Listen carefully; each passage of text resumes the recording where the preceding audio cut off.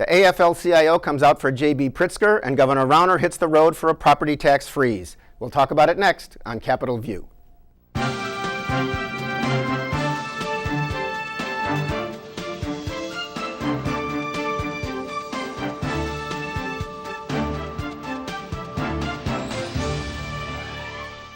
Welcome to Capitol View, the program where we talk about state issues, sometimes federal issues, and how they just might affect your life. I'm Bernie Schoenburg from the State Journal-Register.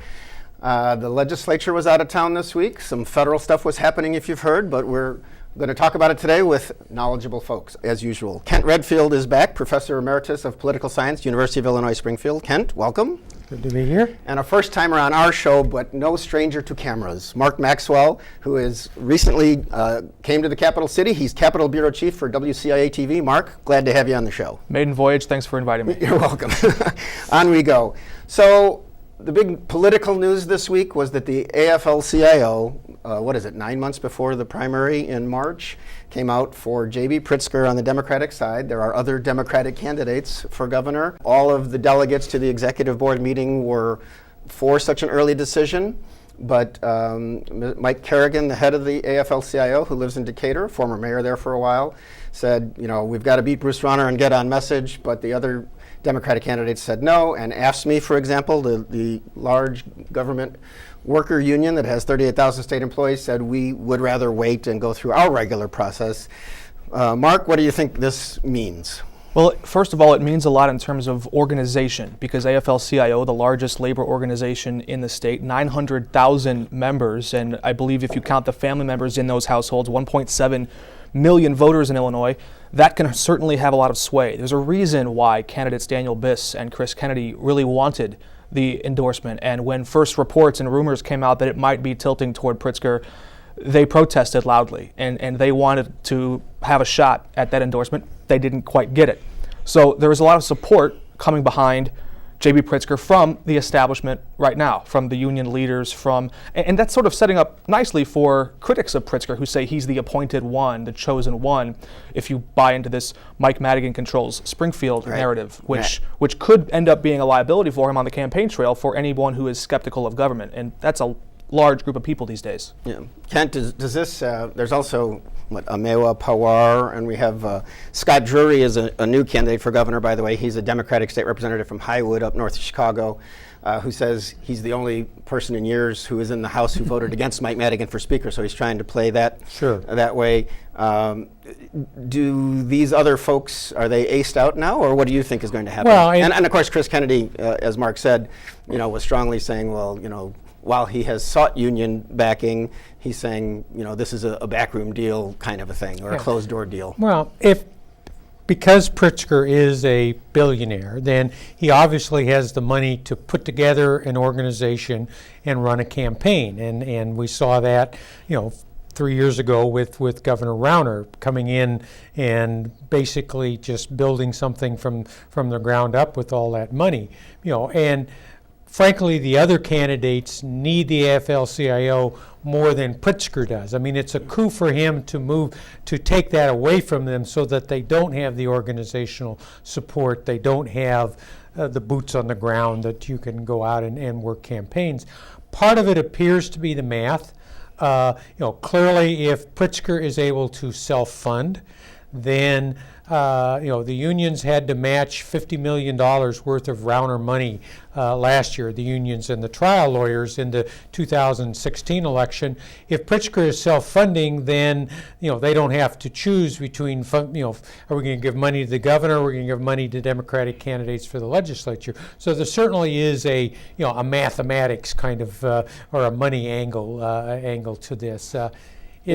This all does come also just shortly after, Pritzker was, the Tribune story reported some FBI tape from 2008 that hadn't been revealed before, where Pritzker was talking to Rod Blagojevich just before Blagojevich got indicted, and Pritzker talked to him about maybe getting appointed state treasurer if that were to come open, if Alexei Giannoulias would get appointed by the Obama administration. It's complicated, but that helped make Pritzker look like an insider, so that fits the mold.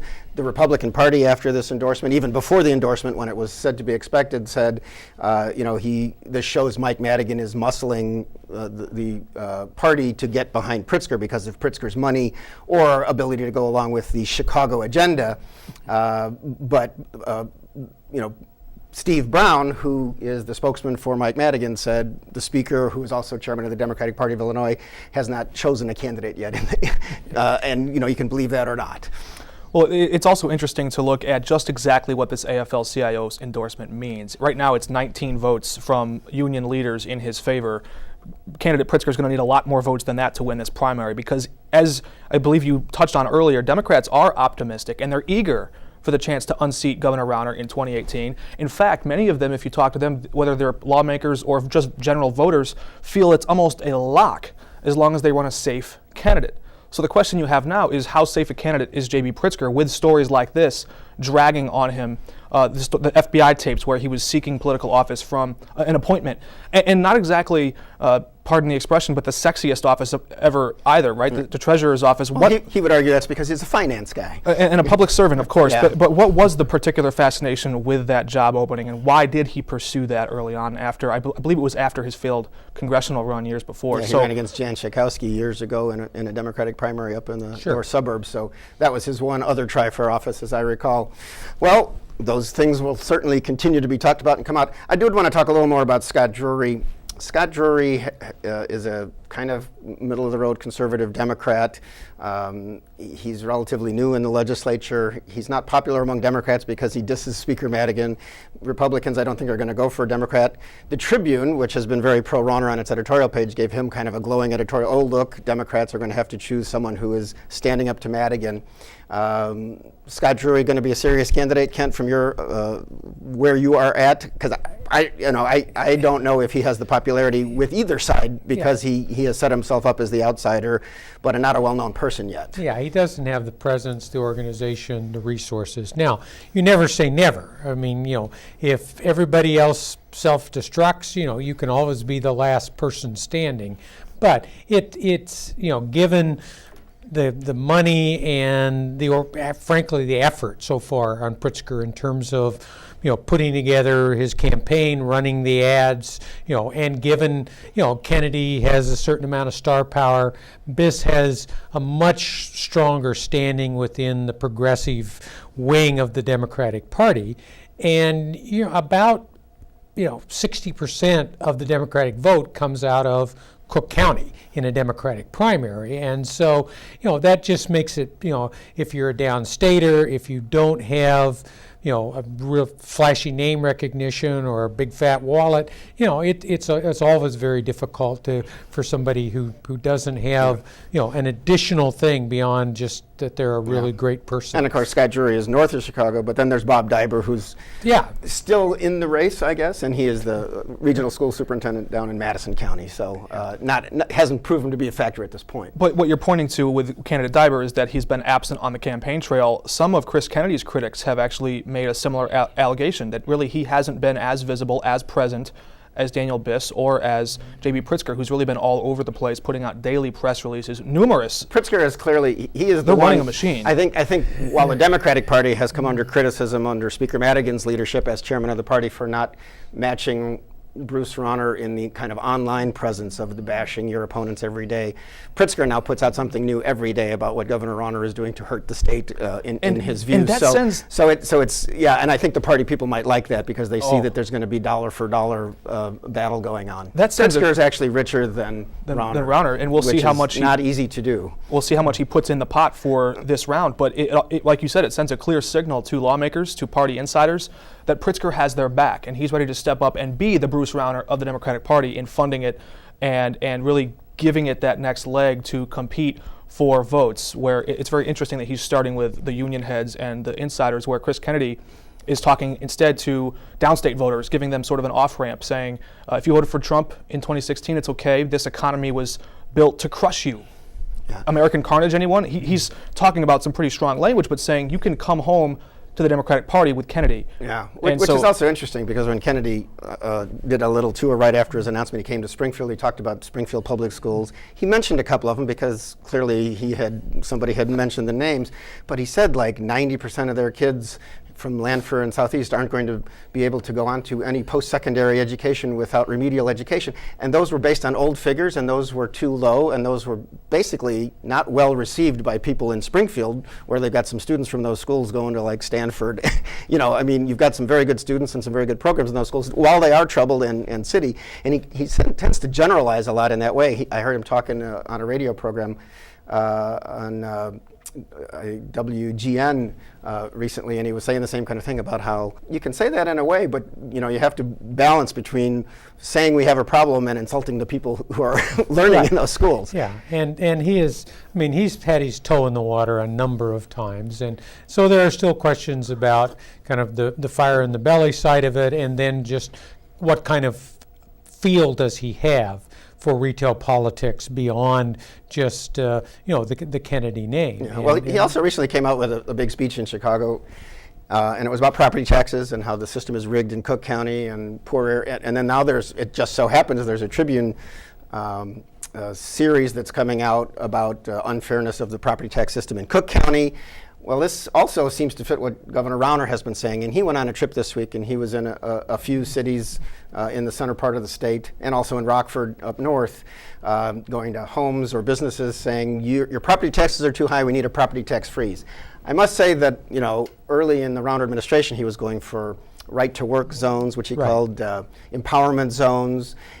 He went like 63 different places and got a couple of cities to go on. They've since backed off because you can't really do this city by city under our law, I believe. But now he's really going for a property tax freeze and says that's a key thing he must have in order to approve a budget. Is that a good, and yet property taxes don't affect the state budget, but he wants that before he'll approve a state budget. Mark, good idea, bad idea, popular idea? Well, I think popular idea is certainly something. It's also a win. It's a trophy. He can show primary voters and really general election voters that I did something for you. But more importantly, in terms of actually getting something done, he is now showing the last remaining card he has with laser focus, talking on the campaign trail of property taxes, freeze property taxes. He's throwing that out there as a big piece of bait to Democrats who say, come to the table. If you want to negotiate about school funding, how much money should go to CPS, how much money should go downstate. Chicago Public Schools. Chicago Public Schools, thank you. That might be the last big negotiation to take place if there's going to be something tumbling into a state budget. Now, there are people who are quite skeptical of that actually happening, but Democrats could call him on this and say, okay, we'll freeze property taxes for you if, and that if determines whether or not there will be a budget, and put the ball back in his court. Now, they've tried to do that back and forth a few times, and we've seen Governor Rauner wriggle his way out of a corner, and that's possible again. They'll pass something and he'll say, well, it's not enough, or it's only 2 years and not 4. Kent, do you think he would accept any deal? Oh, if you're going to have a budget agreement, you're going to have to raise people's taxes and cut services. And so having something else out there, but I froze your property taxes. Everybody hates property taxes. That's, so that's, you need something beyond just, yes, I wrecked the state and I'm going to raise your taxes and cut your services. You have to have some wins out there. Property taxes, people understand property taxes better than they understand workers' comp. For instance.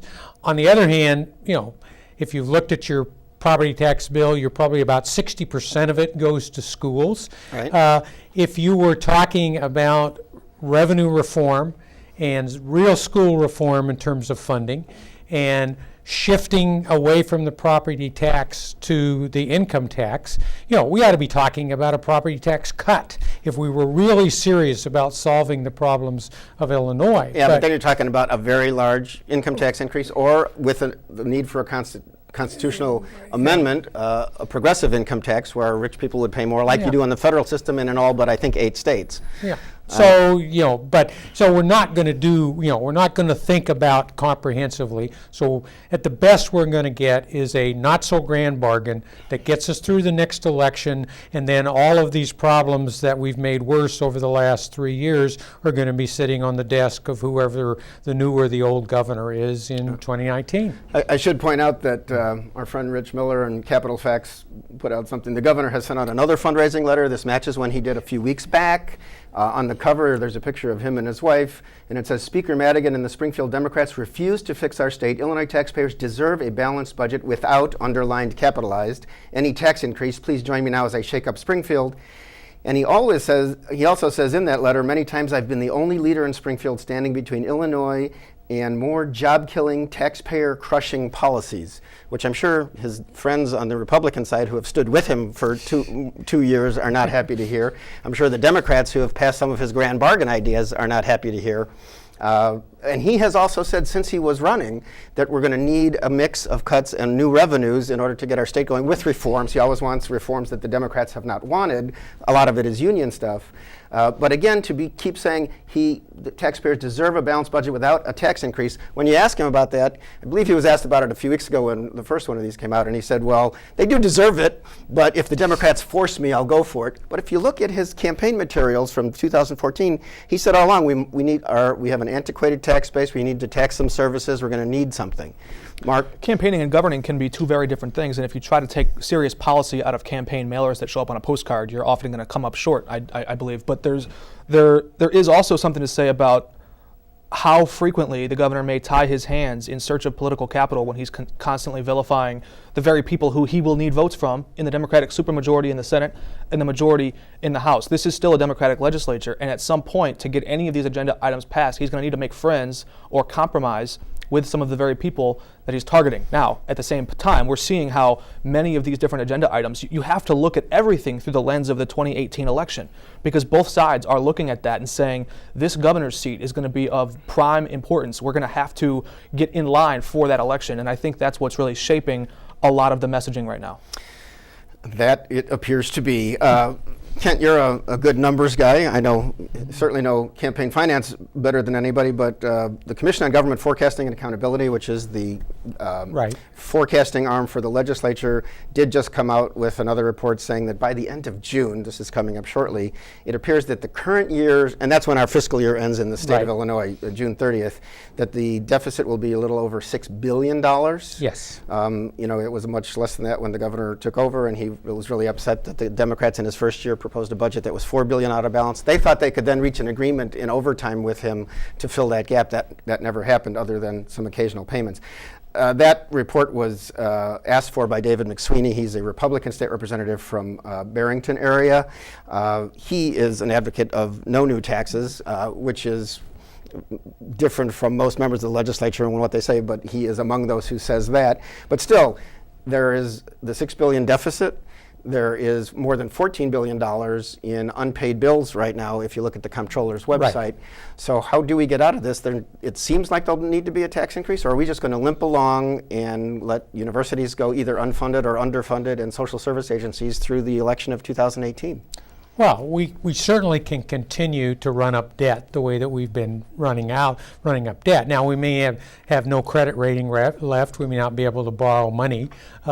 We may get so behind in terms of the payment cycle that everybody's going under. But what they're talking about is this is the result of all the automatic spending and then funding half a year's expenditures for universities, social services, healthcare, some things like that, operating budgets for the state, and that was just running the credit card for money that we don't have, hoping we can find vendors that will still give us credit and pay off some old vendors. You do it again, you're 23 billion, 24 billion, pick a number, in unpaid bills, which is about 75% of what we take in from the income and sales tax. Wow. The math does not work. I mean, and it's not, the Civic Federation is, very conservative business organization. They can run the numbers, and that's exactly the numbers that they come up with. Right, and they're out of Chicago, but they actually recommended a tax that was over 5%. Yeah, 4%, right? When the governor took office, right then, the temporary tax went down from the 5% on individuals to 3.75. Governor Rauner was adamantly opposed to it going back up, at least to that level. The grand bargain talk has talked about 4.95%, but the Republicans have attacked it. The governor says only if forced, and there we are. Well, and clearly, if you are talking about a 4.95 or 4.99, that kind of income tax increase coupled with the extremely weak kind of sales tax extension to service we're talking about, you might be able to kind of, fudge and diddle a budget that kind of looks, balanced for one fiscal year, but it does nothing to pay off the bills. I mean, it is an illusion to say that, well, we can just return to the revenue structure of 2015 and suddenly the sun will shine and everything will be beautiful. We have done so much damage and run up so much debt that just getting back to even is woefully inadequate in terms of long-term. The Civic Federation pointed to that cash infusion with the income tax for more reasons than just new money. Now, it's also the most convenient mechanism for any governor or any legislature to activate new cash now. It takes a lot more, whether it's a constitutional hurdle to change the progressive income tax, which they also called for. They called for a series of other changes that will take a lot more political capital to accomplish. The thing they can do now is raise the income tax if they so choose. But they basically considered that a little bit of oxygen to help get Illinois back on life support. And for the fans of smaller government, we'll raise my taxes, we're just going to make government bigger. No, government is already smaller and it's going to get smaller regardless of how big that tax increase is. That's where we're going. Well, one of the things in the grand bargain that the legislature passed a bill that would help local governments consolidate, because we have nearly 7,000, so that while we have fewer state employees than almost any state, I think, we have more governments in Illinois. Per capita, right? Yes, per capita. We have 7,000 local governments, but the governor has also said that wasn't real reform or reform enough, so we have to see if he signs that bill. One real effect, we talk about real effects on the show. State Treasurer Mike Frericks announced last week that he's changing the program in the 529 college savings plans. Those are the things you can put money in and take. If you use it to send your kid to college, it's tax-free at that point. And he just said he's changing the system with the vendors so that fees will be less. So that's something positive if people are going to college. And I think you can use it in out-of-state schools, but I'm not sure. So I don't know if anybody saw that. We also might have a Supreme Court case. There's a state employee named Janice who has opposed to fair share fees, which means if you don't want to join the union, you still have to pay fees, even if it's a lower level than members, for what the union says are services you get. But certainly there's a lot of people out there who think that's not fair. So that case may go to the Supreme Court and change things. These are non-member dues, and AFL-CIO has, I believe, about 90,000 state workers. Mark Janis, under his, I think DCFS is where he works, he has about $29 every 2 weeks taken out of his paycheck. That's what this Supreme Court fight is about, is him being able to keep that $29. Now, members of the union pay an extra $7 and change, and it varies depending on which government agency you work in, how much you actually pay. It amounts to about $500 a year or more. But Janice is objecting on the basis of the First Amendment, the right of association and free speech, that he should not be compelled to give money to an organization he may later disagree with than when he accepted the job in the beginning. Now, union supporters say that was the consent, that was the transaction. When he accepted that job, he basically said, I will be a part of this union, and so therefore they say he consented. And so it's going to be a very interesting debate at the Supreme Court, but it could have the effect of basically making right to work the law of the land across the entire country, and all 22 states that right now do not have right to work legislation could all of a sudden see that tilt. The deciding vote, the newest Supreme Court Justice, Neil Gorsuch, because it was just split in 2016, 4-4. And this applies to public employees. I mean, there's a specific case that Abood that they want that they're arguing to overturn, and it would apply to public employees. It wouldn't apply to trade unions or service employee unions, those sorts of things. But it's a whole different line of litigation, and so. But this is, clearly the unions are afraid this is, the camel's nose under the tent. Yeah, and it's interesting. This is something that Governor Rauner even yes. tried to, by executive order, have non-members of the unions in bargaining units not pay those fees, and then he was ruled against. And Well, Governor Rauner filed this case originally, and a judge said, you don't have any skin in this game. Somebody else has to advance And then this they found cause. And somebody. Mark Janus, There you it's go. interesting, out of 90,000 union members in AFL-CIO, they have 2 plaintiffs. And you are required to provide services to people that are paying fair share.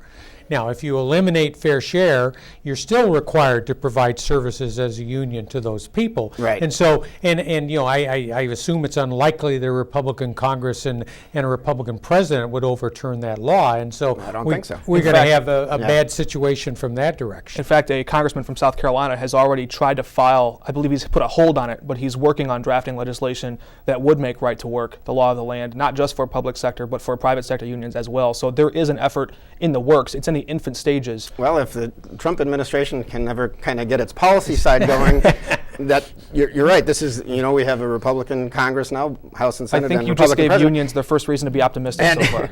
And we have very little time left, but we should mention the big news of the week nationally was James Comey, former director of the FBI, testified before the Senate committee, talked about how scared he was that even the President Trump might not be truthful about their meeting, and said, that he felt various kinds of pressure. Any thoughts about that?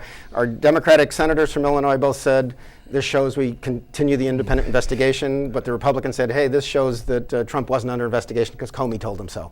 The line that Angus King, the independent senator from Maine, used, will anyone rid me of this meddlesome priest, referring to, I believe, a medieval time when Henry II put a hit on the Archbishop of Canterbury and talking about how Comey had to take the fall. Man for all seasons. Yes. So, and it really has an interesting correlation there between what's actually taking place. But James Comey also had an interesting admission or confession, which will continue to fuel the flame from Trump supporters, where he said, I intentionally leaked a memo through a friend of mine at Columbia to get out to the press with the express intent of sinking Trump or attracting a special prosecutor to this case in my void after I was fired. So Interesting. he admitted to that, and now some are calling for a criminal investigation into his action. Now, that wasn't classified, but it's just, this keeps going. Well, I appreciate that. We're going to have to end it there. That was the most literary 1 minute the show has ever seen. I appreciate it. For the man for all seasons, Kent Redfield and Mark Maxwell, thanks for joining me. I'm Bernie Schoenburg, and we'll see you next time on Capitol View.